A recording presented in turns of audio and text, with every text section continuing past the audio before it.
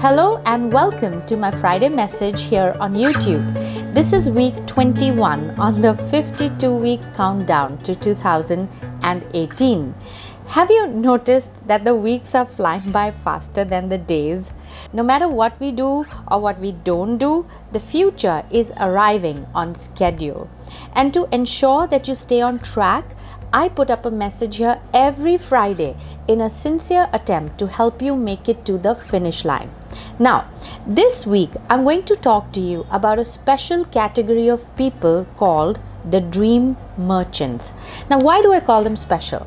Because in the guise of making your dreams come true, they destroy them for you so coyly, so covertly that you will be left spinning in confusion and in doubt of your own purpose. Let me explain. Have you ever met someone, let's say you're an artist, a painter, and you go pitching to an agent who represents some big artists to showcase their work in exhibitions worldwide. Okay, so you meet this guy who takes one brief look at your painting and tells you all about his fantastic operations, how he has cracked $1 million deals for some artists around the world, how he found this painter in the streets of Paris, and how he turned his life around, and how he has the largest representation, and how he got an award for the biggest agent in Europe. And oh, he will also show you some press news about him, some pictures with some celebrities, and so on.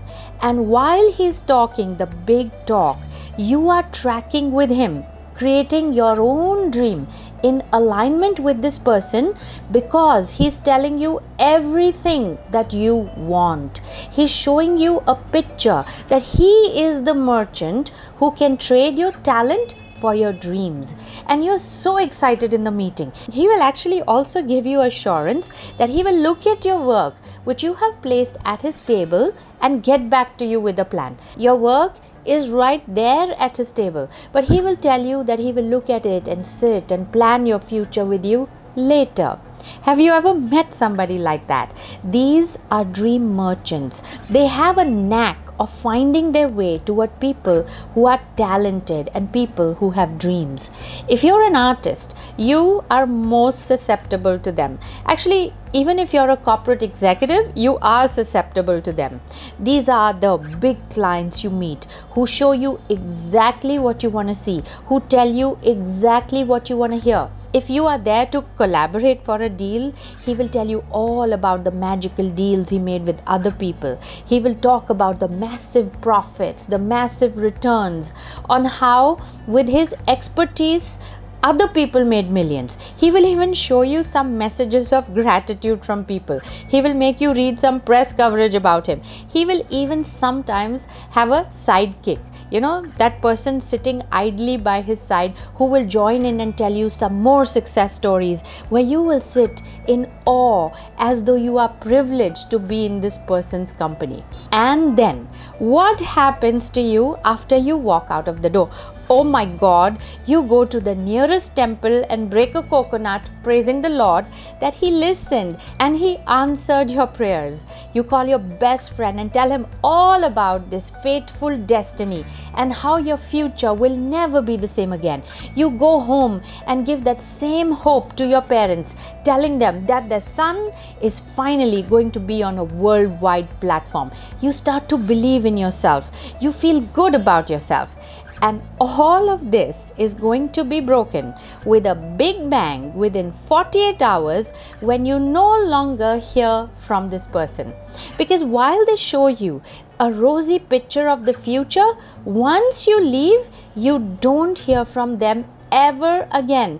You cannot reach the guy. He doesn't answer your call. He doesn't answer your messages, and he doesn't answer your emails. They disappear on you as though they never existed, as though they were a figment of your imagination. Have you ever met somebody like that? And that's when it hits you. That's when the cracks develop in your confidence. That is your biggest dejection. That is your biggest blow. See, you have already thanked the universe, you have already given hope to your wife, and she is reassured of your confidence. You have already discussed it with your friends. You have even had a conversation with God, And now it all disappears. It's gone without a trace. This is the most destructive thing you can ever do to a person's confidence and to his self-belief. Show him a dream and then take it away from him. And by the way, it's not just showing him any dream, it's showing him his own dream so near and then hiding it into oblivion. See, you are 4 months away from the finish line where 2017 will come to an end, and the verdict of success or failure will be declared on the goals that you made in January. You are so close to the deadline, and the pressure sometimes leads us to the dream merchants who show us that illusionary jackpot. If you don't recognize them from the start, you will set yourself up for a big blow that will be hard to recover from in time. So, how do you recognize these dream merchants? It's simple. Number one, the whole conversation is always about them. What he does, how good he is, how he has made other people big, and so on. Number two, he has no interest in who you are or your work. There could be a fleeting question about you, but he will cut you out midway and then again get started on his own indulgence of self-praise. Number three, he does not listen. Oh, he does not listen to you at all. Even if you try to bring up the topic about your work or your interest in meeting him, he will either cut the conversation or change the topic back to himself. Number four, he will not give you any importance whatsoever. Number five, he will never look at your work in front of you. He won't do that because then he has to converse with you about it. He will always leave it for future reference. Oh, why don't you email it to me? Why don't you leave your manuscript here? Why don't you call me next week? Now, these are danger signs when all five match. Please know, it could be true that these people did crack $1 million deals, but are their clients happy and satisfied? Were these fair deals? Do a check and you will find out the truth. And these dream merchants, they aren't just roaming the business world. They also come to take advantage of you in the name of love. They will befriend you, try to seduce you, try to get you to spend money on them, try to draw favors from you, try to use your contacts, all in an illusionary promise of support. It's literally as though these people build a smoke screen right in front of you and project on it your dreams, where they show you what you want to see and tell you what you want to hear. And once you are locked onto that vision that you have for yourself, bam, they do their job and disappear. And when they do, you lose faith in yourself, you lose faith in people, and worse, sometimes you also lose faith in God. And you would sit and wonder, why do they do that? Actually, that's the only way they can feel important, by communicating to you that they hold the key to unlock your dreams, that they are the ones without whom you can't make it.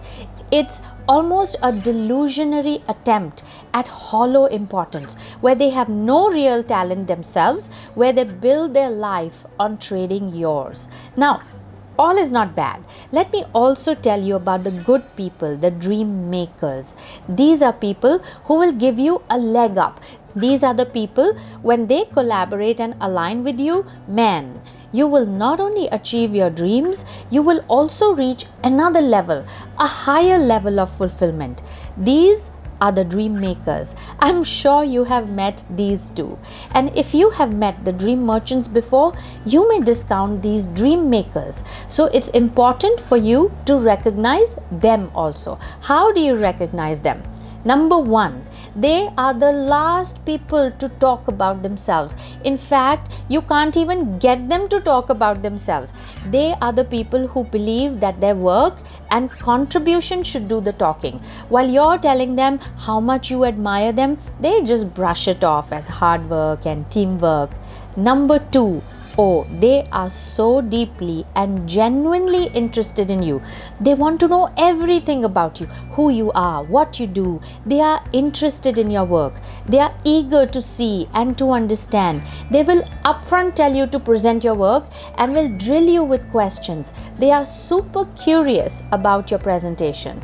Number 3, they are listeners. They listen attentively, and sometimes so attentively that it makes you nervous.